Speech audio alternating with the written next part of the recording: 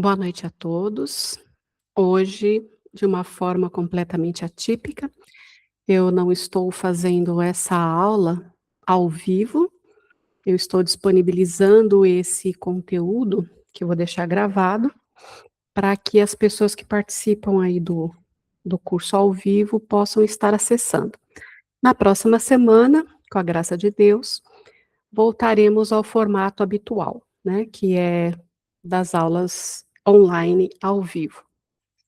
Então, hoje nós estaremos vendo a 19ª aula do estudo do curso básico de Espiritismo do primeiro ano. Volto a dizer, hein, gente? São 24 aulas e nós já estamos na 19ª. Vou compartilhar aqui com vocês o conteúdo.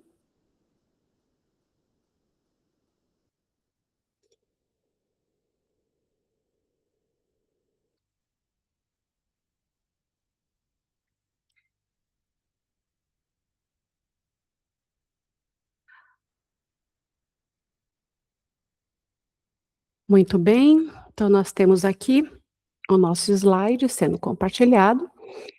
E nessa 19ª aula, nós temos na parte A o item sono e sonhos, na parte B, visitas espíritas entre vivos, transmissão oculta do pensamento, na parte C, inimigos desencarnados.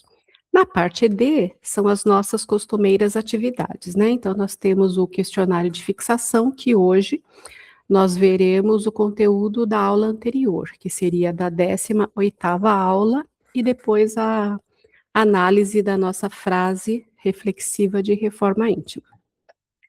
Então, vamos ao conteúdo. Na parte A, sono e os sonhos, nós iniciamos aqui com a emancipação da alma.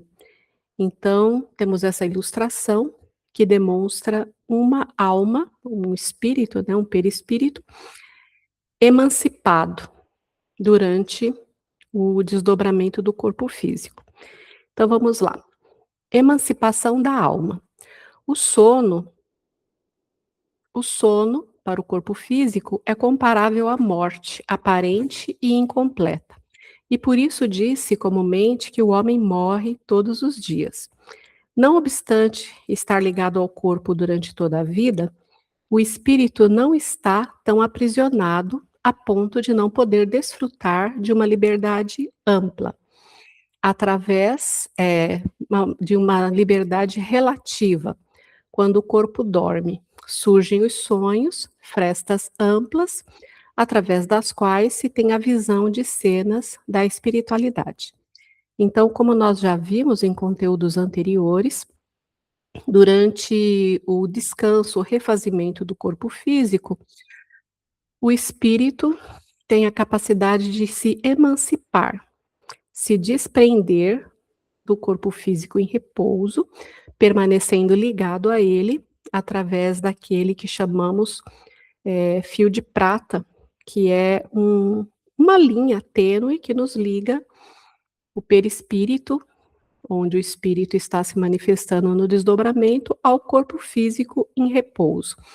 Então, isso é que nos distingue na espiritualidade dos desencarnados, né? Todos os encarnados possuem nas suas andanças esse cordão fluídico que o distingue dos demais, né?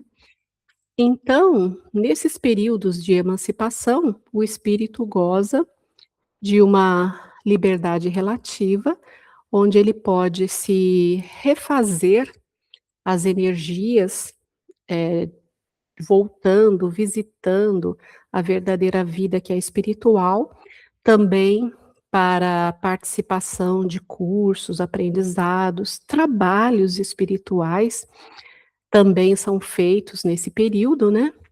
Tem muita gente que, pelo fato de não se lembrar do que faz no desdobramento, não tem a consciência do quanto pode estar trabalhando enquanto seu corpo físico dorme, auxiliando assim os benfeitores espirituais. Então, são muitos os motivos que nos levam para fora do corpo físico. Há também aqueles que, indo para lugares de afinidade, onde a matéria não permite, que seja feito determinados contatos, podem ir para lugares não tão bons assim, né. Existe todo tipo de cenário na erraticidade, tanto os benéficos, como eu citei até agora, quanto aqueles não tão bons assim energeticamente.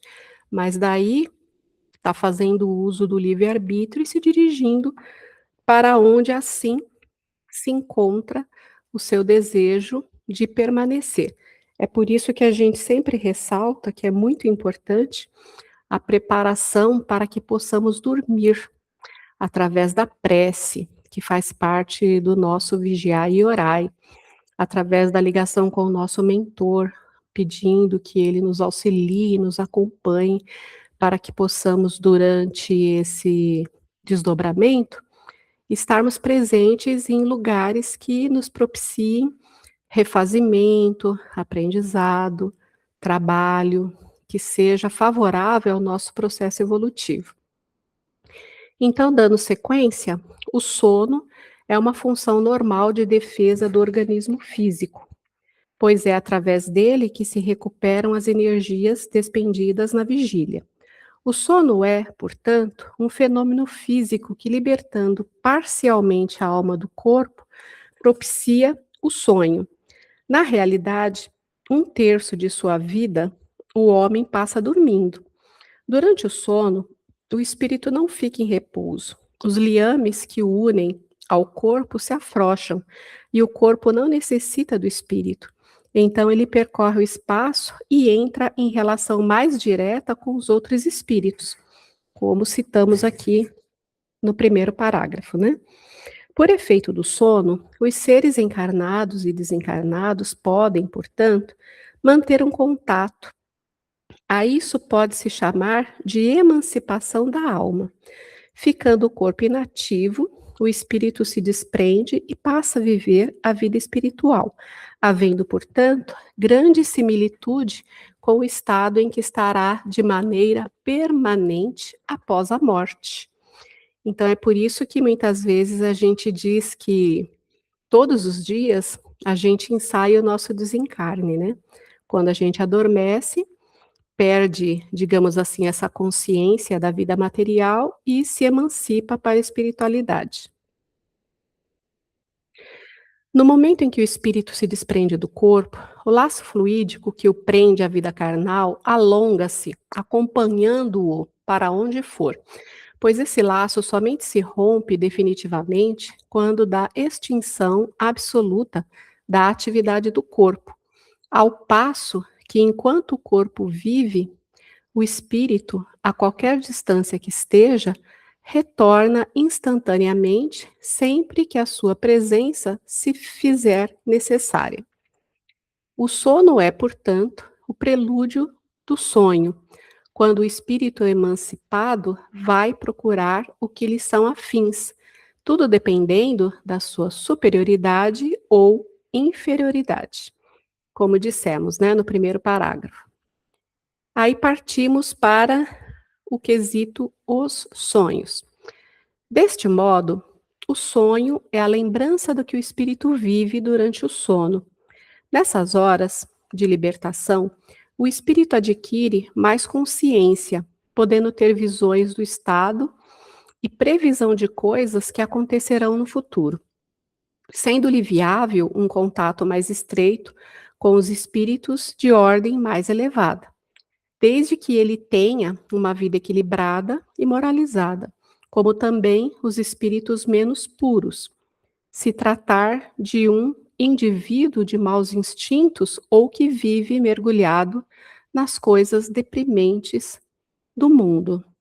Então, é o que explicamos anteriormente com relação às preferências, né, do espírito. No entanto, não recordamos sempre dos sonhos, porque o corpo é de matéria pesada e grosseira e dificilmente conserva as impressões recebidas pelo espírito, mesmo porque o espírito não as percebeu pelos órgãos do corpo. Pode-se classificar os sonhos em duas categorias distintas: sonhos do subconsciente e sonhos reais ou inteligentes. Então, esse parágrafo nos explica que nós não nos lembramos normalmente do conteúdo, né?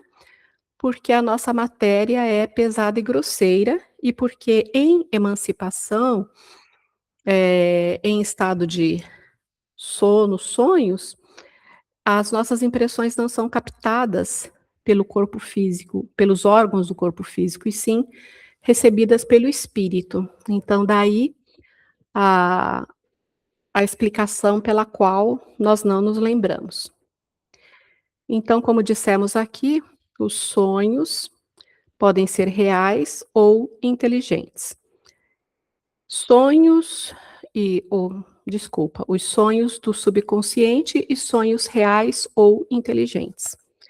Sonhos do subconsciente são reproduções de ideias e pensamentos, impressões que afetam a mente na vigília, fatos comuns da vida normal. Entram nessa espécie de sonho o temperamento imaginativo e seus recalques. O que caracteriza esses sonhos são os aspectos confusos e nebulosos, a falta de coerência e de nitidez. O espírito vê aquilo que deseja, porque vai procurá-lo. É preciso não esquecer que durante o sono a alma está mais ou menos sob a influência da matéria e que, por conseguinte, nunca se liberta completamente de suas ideias terrenas, donde resulta que as preocupações do estado de vigília podem dar ao que se vê a aparência do que se deseja ou do que se teme. Portanto, esse tipo de sonho tem origem no estado psicológico do homem, ao transpor para as representações visuais seus desejos reprimidos, suas preocupações e seus temores. Então, nós vimos que essa categoria de sonhos do subconsciente são frutos do nosso dia a dia, do que nos preocupa ou do que desejamos. Então, a gente vai ao encontro disso e acaba exprimindo aquilo que de fato a gente deseja, a gente procura ou a gente teme, né? É por isso que quando normalmente nós estamos tomados de uma preocupação maior, ligada a determinado aspecto, é comum que a gente acorde, muitas vezes sobressaltado, tendo sonhos referentes àquilo, e muitas vezes de forma negativa, né. Então não se trata de uma premonição, gente. Se trata de tudo aquilo que povoa o nosso pensamento, as nossas preocupações ou os nossos desejos reprimidos enquanto em estado de vigília. Aí nós vamos para os sonhos reais ou inteligentes. São reproduções daquilo que se vê, ouve e sente. O contato que se faz com pessoa ou coisas desses lugares. Consiste em visões perfeitas, diretas e objetivas. Isso, naturalmente, para os espíritos encarnados mais elevados. Para a grande maioria dos espíritos que ainda não se desprendeu completamente das coisas materiais, prevalece a lei que rege o planeta, mantendo-se o véu da obscuridade. É por isso que nem sempre o homem se lembra desses sonhos, pois que ainda tem a alma em desalinho, e não lhe resta mais do que a lembrança da perturbação que acompanha, e não lhe resta mais do que a lembrança do que o preocupa em estado de vigília. No entanto, quando esses sonhos são lembrados, revelam nitidez, clareza, lógica e colorido, características de sonhos reais. Este fato pode acontecer com relação aos espíritos encarnados mais elevados, que podem ter uma clarividência mais definida, porque guardam na memória, ao voltarem, os acontecimentos verificados que digam respeito à existência presente, ou a vidas passadas, ou ao que lhes vai suceder no futuro. Para ilustração desses sonhos lúcidos, pode mencionar o sonho de Joana d'Arc, de Jacó e dos antigos profetas judeus. São lembranças da vida espiritual que a alma vê inteiramente desprendida do corpo físico. Eles são verdadeiros no sentido de apresentar imagens reais para o espírito, mas que frequentemente não têm relação com o que se passa na vida corpórea. Muitas vezes ainda são, muitas vezes ainda, como já dissemos, são uma recordação. Podem ser, enfim, algumas vezes, um pressentimento do futuro, se Deus o permite, ou a visão do que se passa no momento em outro lugar, a que a alma se transporta.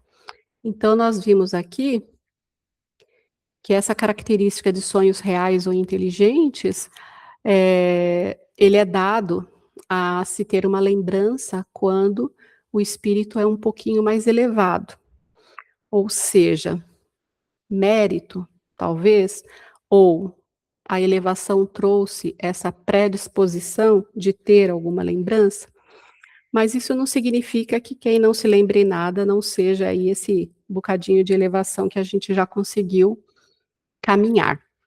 Mas então nós vemos que esses sonhos reais ou inteligentes são lembranças, são quadros que já foram vividos em experiências passadas, dependendo do grau de mediunidade que o corpo físico tenha, e que com a permissão de Deus, são também, em algumas vezes, premonitórios, onde você pode, na emancipação da alma, ter acesso a um futuro quase que imediato, né?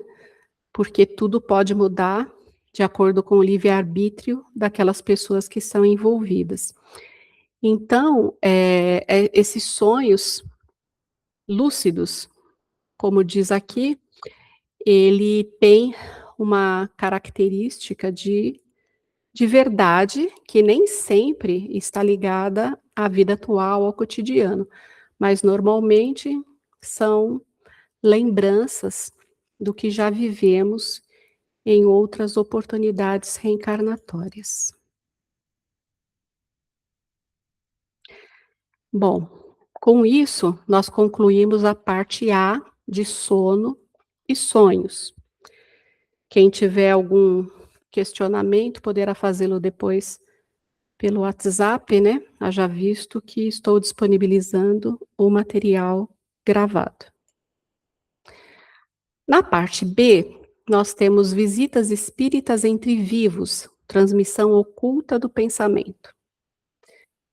Aí nós vemos essa imagem de dois seres, né, com a ligação fluídica, magnética, do pensamento entre um e outro.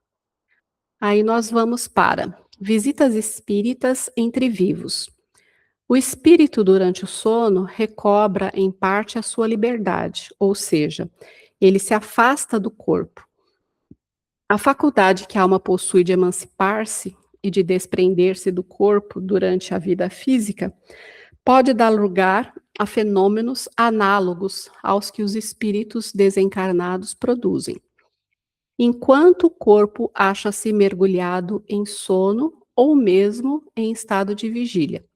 O espírito, transportando-se a diversos lugares, pode tornar-se visível e aparecer a outras pessoas que também estejam em emancipação da alma, né? Então, como nós vimos, o espírito se emancipa durante o descanso do corpo físico e ele pode aparecer em outros lugares e ser vistos por outras almas que também estejam nesse estado de emancipação. Do princípio de emancipação da alma durante o sono, parece resultar que temos, simultaneamente, duas existências: a do corpo, que nos dá a vida de relação exterior, e a da alma, que nos dá a vida de relação oculta. No entanto, no estado de emancipação, a vida do corpo cede lugar à da alma, mas não existem, propriamente falando, duas existências. São antes duas fases da mesma existência, porque o homem não vive de maneira dupla. O perispírito, tanto do encarnado quanto do desencarnado, é sempre um envoltório semimaterial. o qual, se visível, tem uma aparência tão idêntica à real que se torna possível a muitas pessoas estar com a verdade quando dizem ter visto o encarnado ao mesmo tempo em dois pontos diferentes. Através dos sonhos, o homem tem a oportunidade de encontrar-se com amigos e parentes. Os laços de amizade, antigos ou novos, reúnem assim frequentemente diversos espíritos que se sentem felizes em se encontrar. Então, aqui a gente vê que não existem duas existências, né? Como algumas pessoas podem se perguntar, mas são duas fases de uma mesma existência, onde você tem em vigília a vida material e corporal, e onde você tem, no desdobramento, enquanto o corpo físico descansa, uma emancipação que te permite visitar pessoas, tanto do mundo espiritual quanto do mundo material. Então, é possível sim que você visite pessoas também encarnadas, né? E aí é um lenitivo, porque olhando-se pelo lado positivo, muitas vezes a gente sente uma saudade de uma pessoa amada que mora a quilômetros de distância e que a gente não tem condições de ver com frequência. E no desdobramento do corpo físico, isso também pode ser possível. Essas visitas são significativas na medida em que fica, ao despertar, uma vaga intuição que é origem de certas ideias que surgem espontaneamente. Então, muitas vezes a gente não tem a lembrança, mas você acorda com aquela sensação gostosa de que conversou, de que viu, de que esteve com determinada pessoa, seja encarnado ou desencarnado, ou que esteve em determinado local, que te trouxe energias boas, ensinamentos, trabalhos. Então, a intuição que se tem ao despertar, geralmente é certeira e se tem um fundamento. A gente não se lembra, mas fica acalentado ali no nosso coração essa oportunidade que tivemos. Aí nós vamos para o item transmissão oculta do pensamento. Todo pensamento irradia as características do estado mental que o envolve, felizes ou menos felizes. Emitindo uma ideia, o homem passa a refletir as que se assemelham, mantendo-o em comunicação com todas as mentes que tenham o mesmo modo de pensar. Da mesma forma que os indivíduos influenciam, são também influenciados.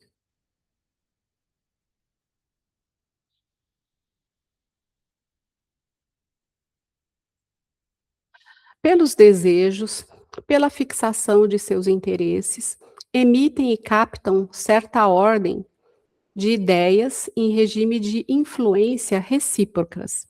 É nesse regime que, durante o sono, os espíritos comunicam entre si suas ideias.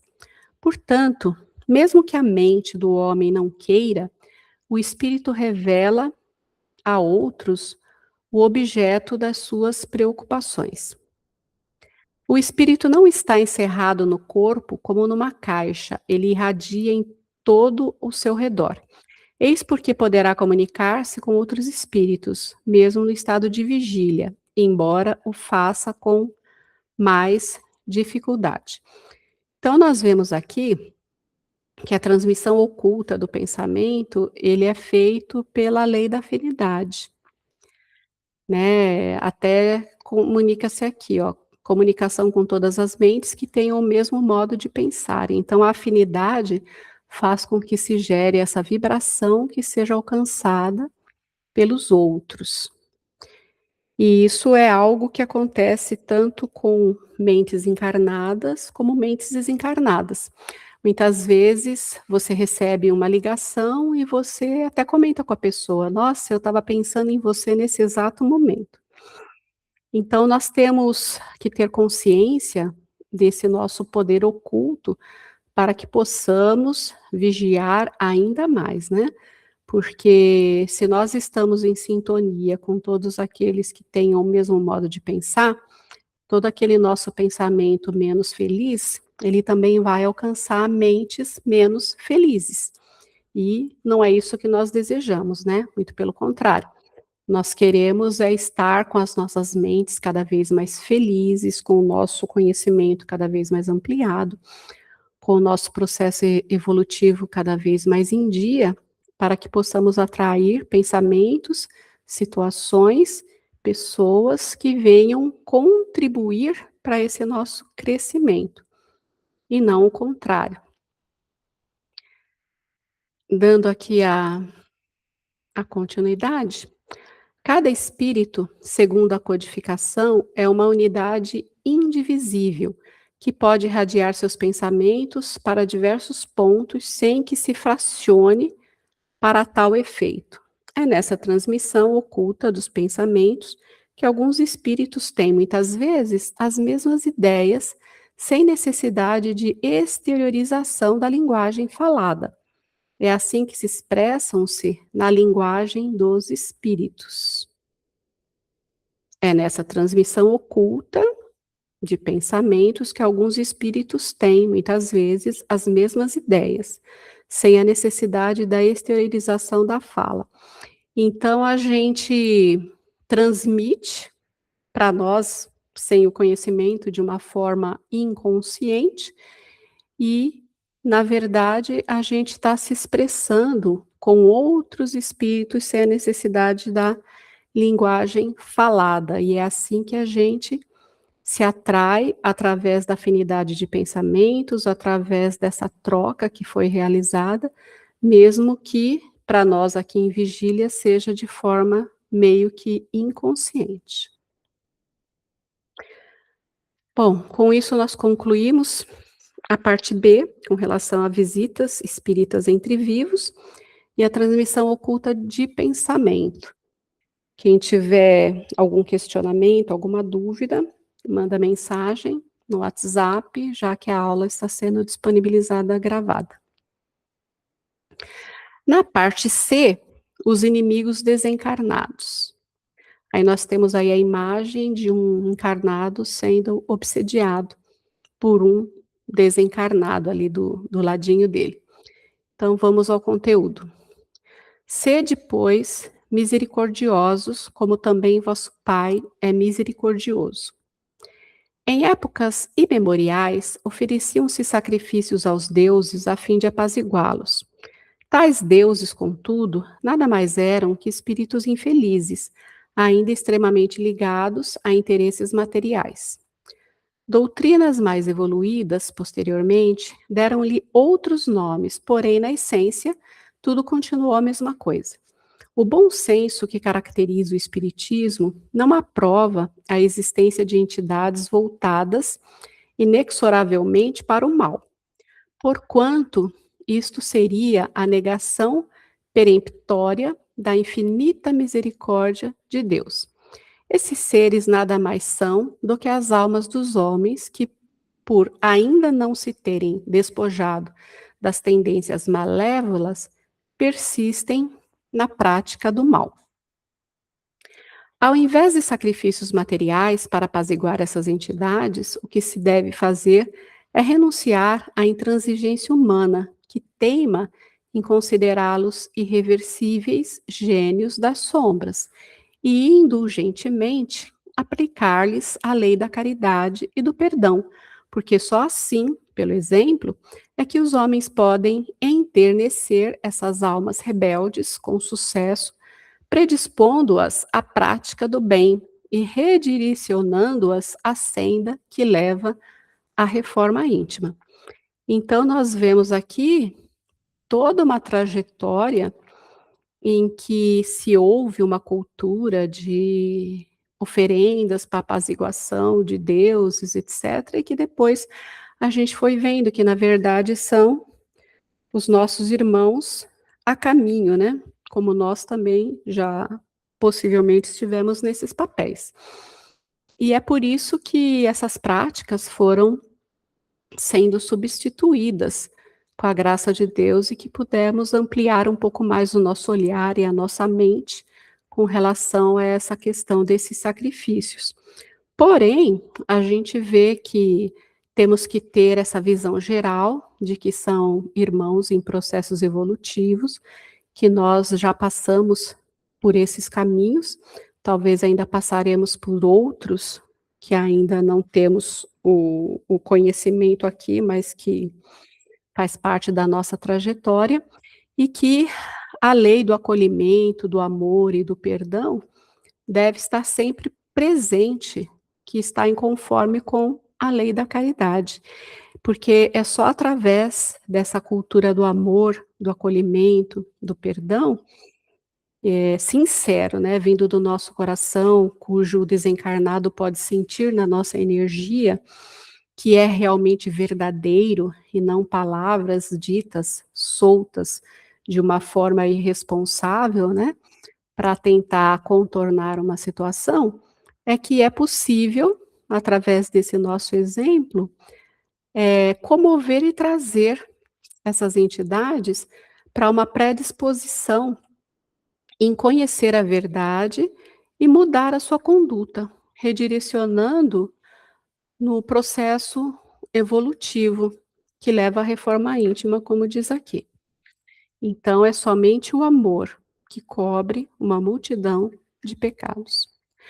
Com este procedimento, o preceito cristão "amai os vossos inimigos" passa a ter um sentido mais amplo, traduzido em efetivos sentimentos de solidariedade e de fraternidade, extrapolando o âmbito acanhado em que tem sido compreendido e aplicado o refrão evangélico, segundo o qual o amor cobre a multidão de pecados.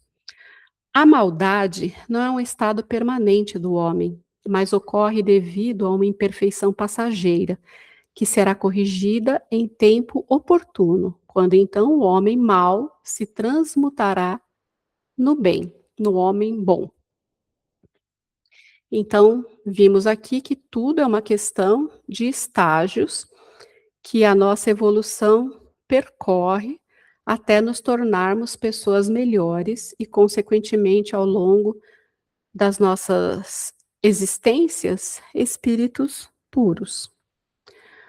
Como tudo que existe no universo foi criado por Deus, o mesmo acontece com esses espíritos que alimentam tendências maléficas.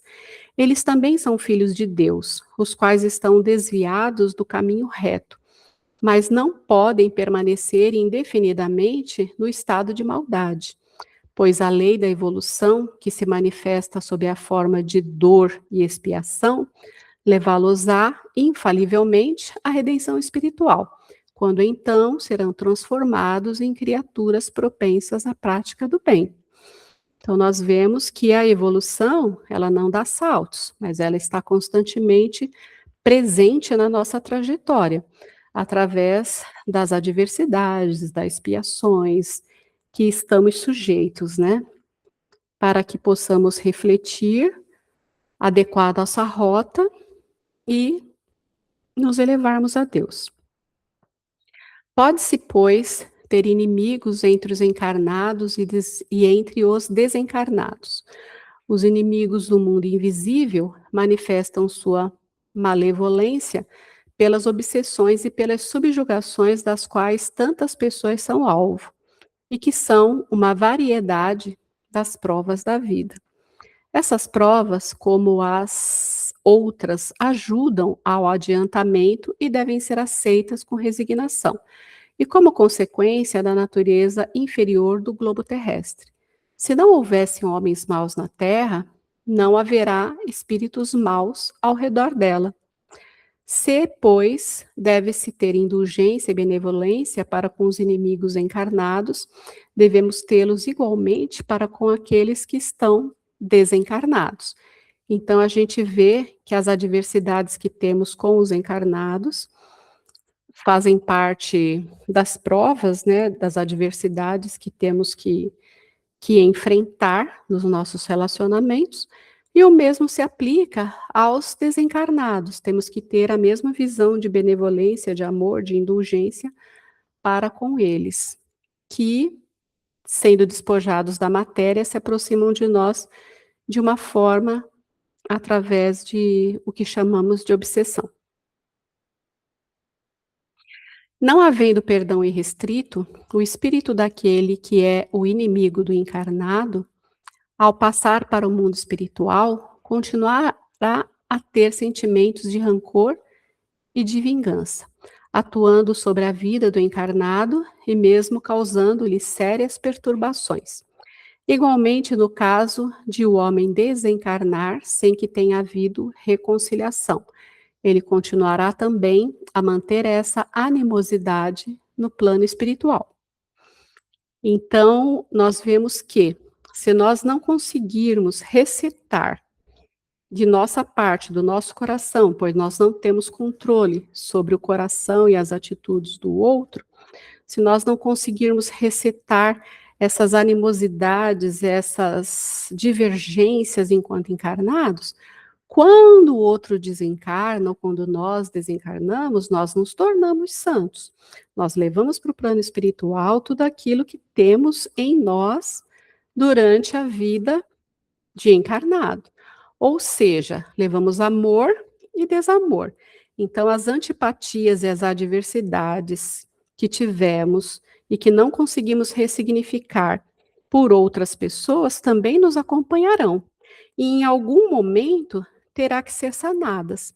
Então, nós apenas transferimos para a erraticidade ou para uma outra experiência reencarnatória algo que poderíamos ter retificado nessa oportunidade, que nos traria muito mais paz ao nosso coração e a não necessidade de novos encontros. É por isso, como diz aqui no próximo parágrafo, né? Foi por esse motivo que Jesus recomendou a reconciliação com o adversário enquanto estiver a caminho com ele, isto é, enquanto estiverem juntos, encarnados, pois sem isso, muito mais problemática será a reconciliação futura, quando os desafetos estiverem em planos diferentes. Então vejam o quanto que a misericórdia divina nos alcança, nos instrui, nos dá oportunidade e o quanto, fazendo agora um exame de consciência, temos desperdiçado as oportunidades que nos aparecem. Nos textos evangélicos são encontrados múltiplos exemplos de vinganças espirituais, a se manifestarem sobre a forma de obsessão, como no caso do possesso gadareno em Marcos, o do jovem lunático, o da filha da mulher cananeia, do possesso de Cafarnaum, o assédio dos 7 espíritos endemoniados sobre Maria Madalena e ainda o da mulher que vivia curvada há 18 anos por influência de espíritos maus. Os inimigos desencarnados têm agido no decorrer de todos os tempos, sob as mais variadas formas. Algumas vezes agem por vingança, outras pelo simples prazer de praticar o mal. Entretanto, todos aqueles que no plano físico trabalham em favor do esclarecimento da humanidade encontram também inimigos desencarnados gratuitos, entre os que têm interesse em manter o gênero humano retardado nas trevas da ignorância. Os mensageiros que Deus são enviados ao mundo material com a missão de iluminar o roteiro dos homens têm sofrido o impacto direto da ação desses infelizes espíritos das sombras. Nem o próprio mestre escapou à tentação. Certa vez, o apóstolo Pedro tentava persuadi-lo a não ir a Jerusalém, porque Jesus começou a manifestar a seus discípulos que devia ir a Jerusalém para padecer muitas coisas dos anciãos, dos príncipes, dos sacerdotes e dos escribas, ser morto e ressuscitar ao terceiro dia. Pedro, tomando-o à parte, começou a repreendê-lo, dizendo: Deus tal não permita, Senhor, não te sucederá isso. Jesus, voltando-se para Pedro, disse-lhe: Afasta-te de mim, Satanás, que me serves de escândalo, porque não compreendes as coisas que são de Deus, mas só as que são dos homens. Igualmente, Paulo de Tarso, o grande baluarte da fé, na segunda epístola aos Coríntios, também afirma que um mensageiro de Satanás foi posto a seu lado, como um espinho em sua carne, tendo ele orado a Jesus 3 vezes para que dele fosse afastado aquele espírito trevoso. Aqui, cumpre elucidar que Satanás é uma figura simbólica, porquanto não pode sobreexistir qualquer força perene que se contraponha à vontade de Deus. Trata-se de um vocábulo a que a falta de outro mais autêntico, antigas doutrinas recorriam apenas para facilitar e generalizar a personificação das forças do mal. Então, nós vimos aqui nesse slide que quando nós estamos voltados a uma tarefa de iluminação própria e também iluminação de outros que estejam ao nosso redor, porque se nós acendemos uma luz interna no nosso coração, essa luz se expande e alcança outras pessoas, a gente pode sim sofrer algum tipo de perseguição de irmãos desencarnados que estão interessados que aquelas pessoas, aquele grupo, ou que a humanidade como um todo permaneçam na obscuridade. Mas vale lembrar que, como nem Jesus escapou a esse tipo de assédio, porque nós seríamos privilegiados, né? Nós temos sim a proteção da espiritualidade positiva em toda tarefa voltada ao bem que desempenharmos, seja em benefício próprio, de alguém ou da coletividade. Só que nós temos que estar constantemente dentro do vigiar e orai, para que estejamos sempre ligados a essa proteção. Mas a nossa ausência de luz suficiente para manutenção desse padrão faz com que abramos brechas que acabam permitindo uma ou outra influenciação.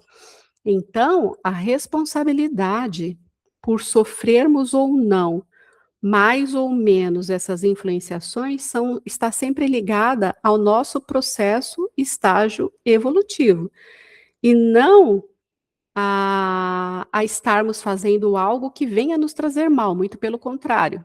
A nossa ação no bem vai sempre nos trazer o bem, sempre atrair o bem, sempre nos auxiliar a evoluir e a prosperar. O que pode permitir que soframos algum tipo de viés é a nossa própria invigilância. Então, sempre a responsabilidade recai sobre os nossos atos, a nossa energia, o nosso estado evolutivo e o nosso livre-arbítrio. Então, não nos afastemos de oportunidades que a vida venha a nos trazer de desempenhar algum tipo de trabalho em favor do próximo ou em favor de nós mesmos. Sabemos que somos sempre protegidos, mas que cabe a nós estarmos vinculados e ligados a essa proteção. Com isso, terminamos a parte C a respeito dos inimigos desencarnados, né? Volto a comentar que quem tiver alguma dúvida, manda no WhatsApp no privado, já que a aula está sendo disponibilizada gravada. E aqui nós temos as atividades da aula 19, que veremos na próxima semana na nossa aula normal online, com a presença dos nossos queridos participantes. E agora nós vamos, então, para a verificação da parte D, que são as atividades da aula anterior, que é a aula 18, e que eu estarei fazendo aqui de uma forma individual. Então, vamos aqui parar esse compartilhamento.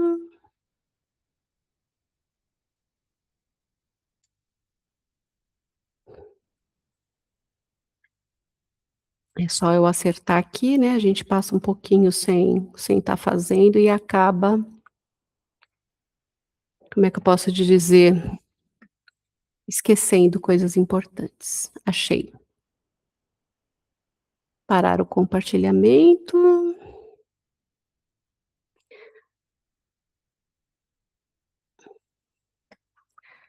Vou estar compartilhando com vocês aqui a parte do questionário, né, para não ficar a tela vazia.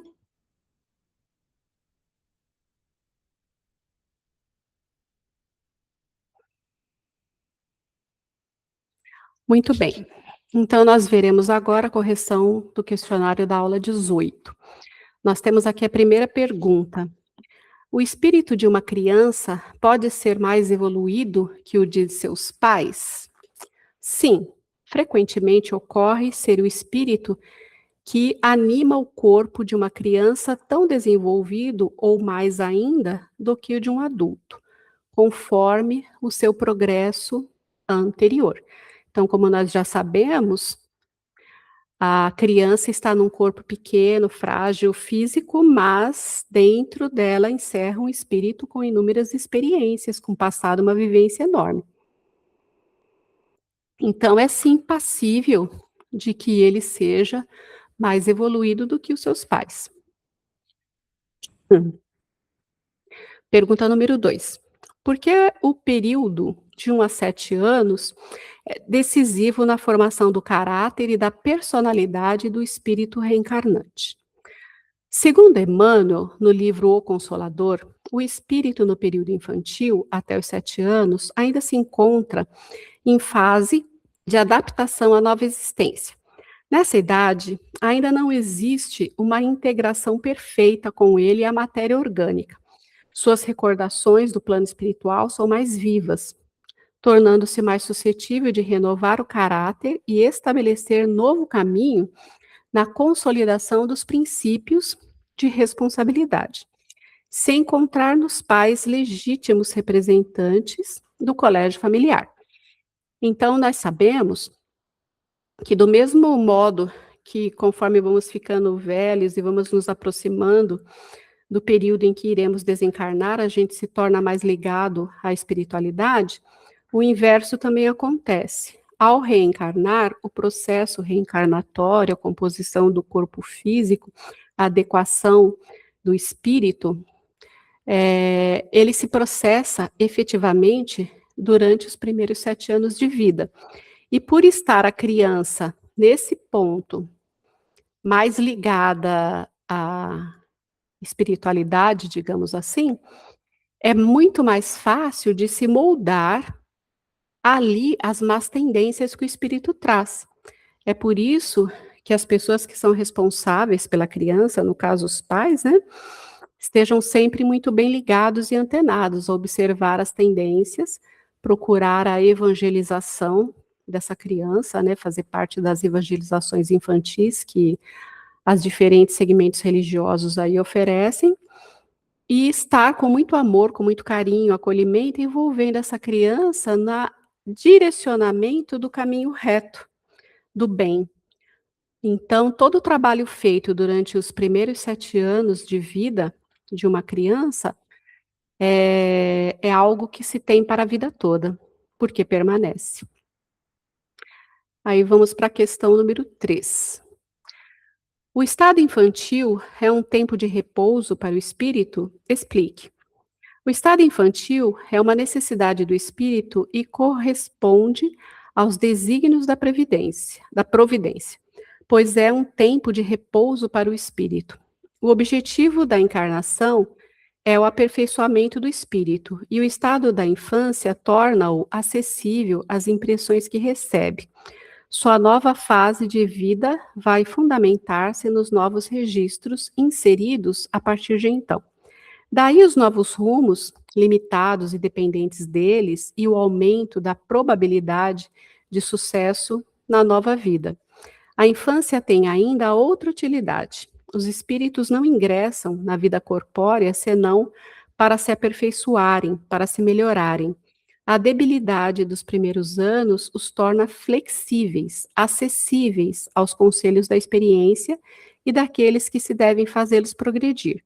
É então que se pode reformar o seu caráter e reprimir as suas más tendências. Essa segunda parte aqui da resposta vem de encontro com o que dissemos na questão número 2, e O período infantil, então, é um repouso para o espírito, é uma adaptação à nova vida.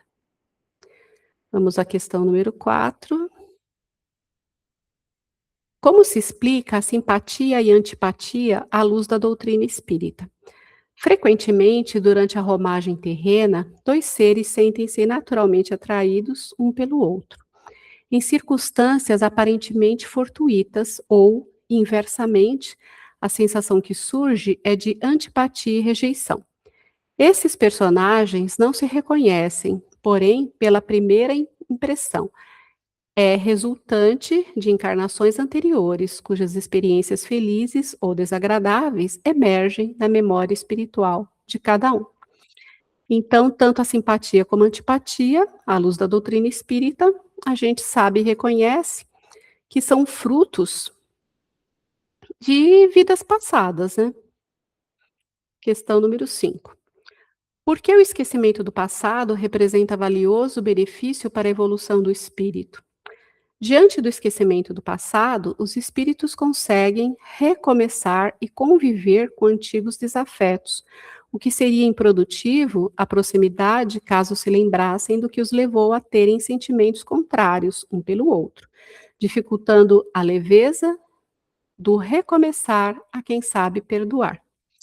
Então, isso a gente já viu em diversas oportunidades, né? Que a misericórdia divina nos permite o esquecimento para que possamos recomeçar e experienciar toda a preparação que julgamos ter até aquele momento, onde a convivência com os nossos desafetos se faz necessária e podemos testar, assim, tudo o que aprendemos, né? E realmente estar com o coração puro para um novo relacionamento com eles. Questão número 6. Sob que aspecto a análise de nossas tendências instintivas é importante para a reforma íntima? Se não temos, durante a vida corpórea, uma lembrança precisa daquilo que fomos e do que fizemos, de bem ou de mal, em nossas existências anteriores, temos, entretanto, a intuição. E as novas tendências instintivas são uma reminiscência do nosso passado, as quais a nossa consciência, que representa o desejo por nós concebido de não mais cometer as mesmas faltas. Adverte que devemos resistir. Se o homem não tem, portanto, lembranças precisas do passado, tem sempre a voz da consciência e suas tendências instintivas que lhe permitem o conhecimento de si mesmo.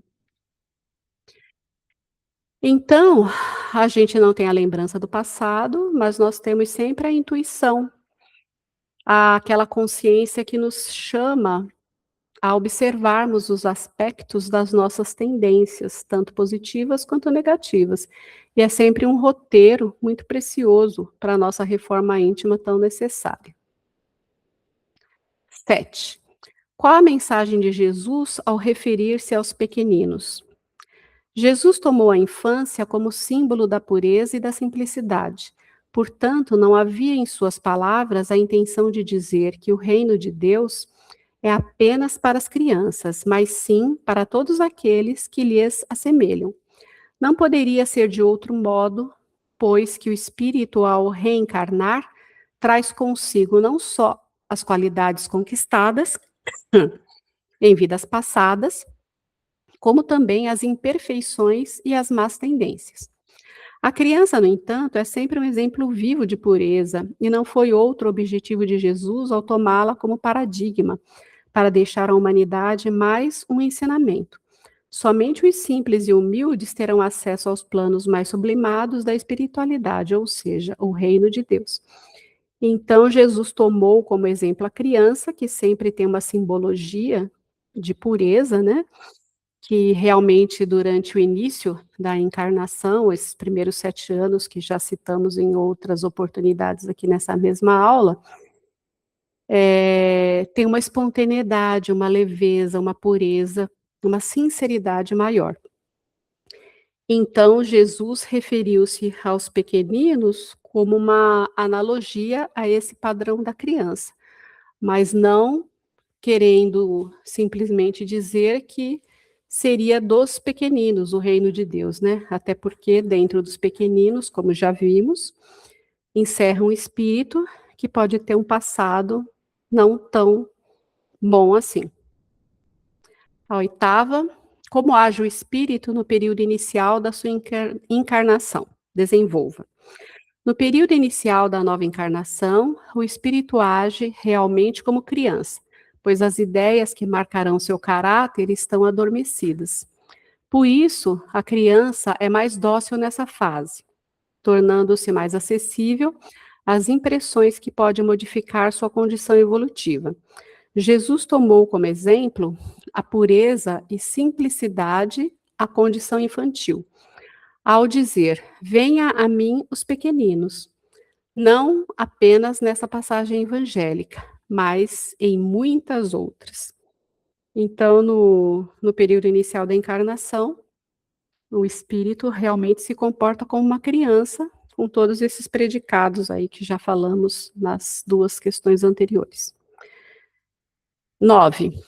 Graças te dou, ó Pai, Senhor do céu e da terra, que ocultastes essas coisas aos sábios e entendidos e as revelaste aos pequeninos.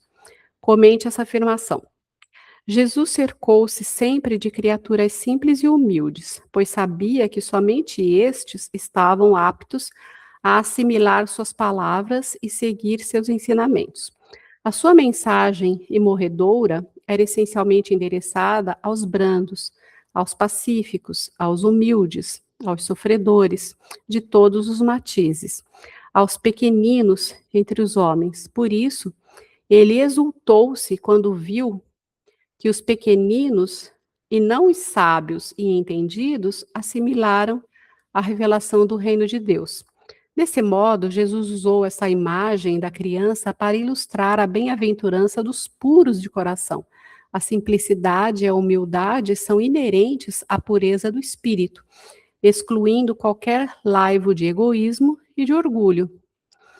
Então, a gente vê que os senhores da lei, os sábios, os entendidos da época de Jesus, não foram os que receberam de bom coração e se transformaram com as boas novas de Jesus, né?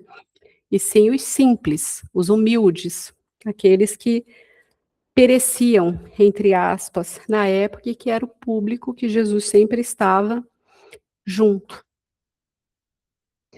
Bom, com isso nós concluímos o questionário da aula 18, as 9 questões, e temos aqui a nossa reflexão de reforma íntima, que ela é extraída do livro Sinal Verde, lição 22, título Perguntas, página 54, psicografia de Chico Xavier, por André Luiz. Então vamos lá.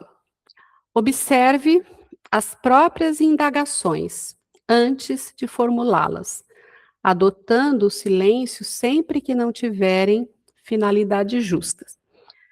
Muitas vezes, no nosso convívio, nós simplesmente falamos sem pensar, falamos sem passar pelo crivo.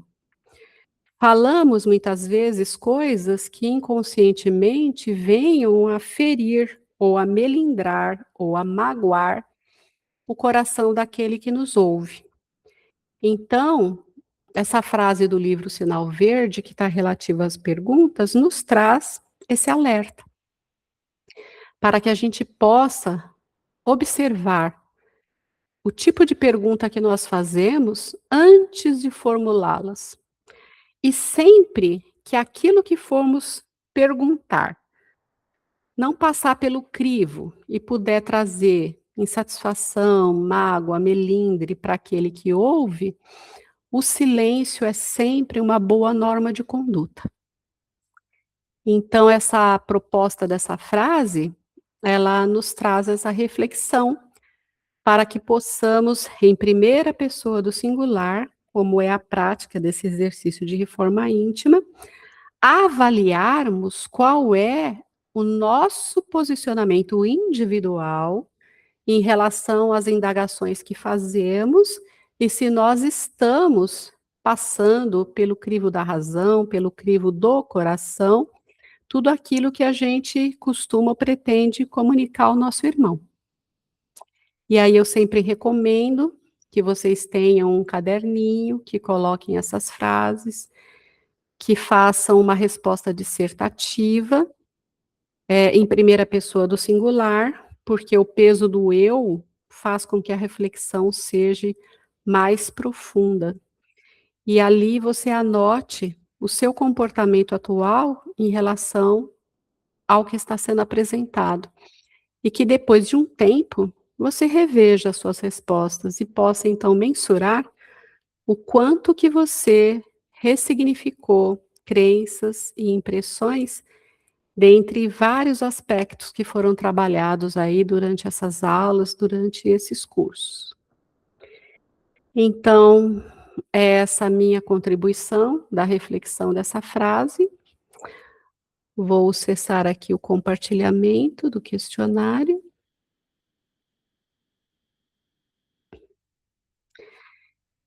E com isso nós concluímos a nossa aula 19.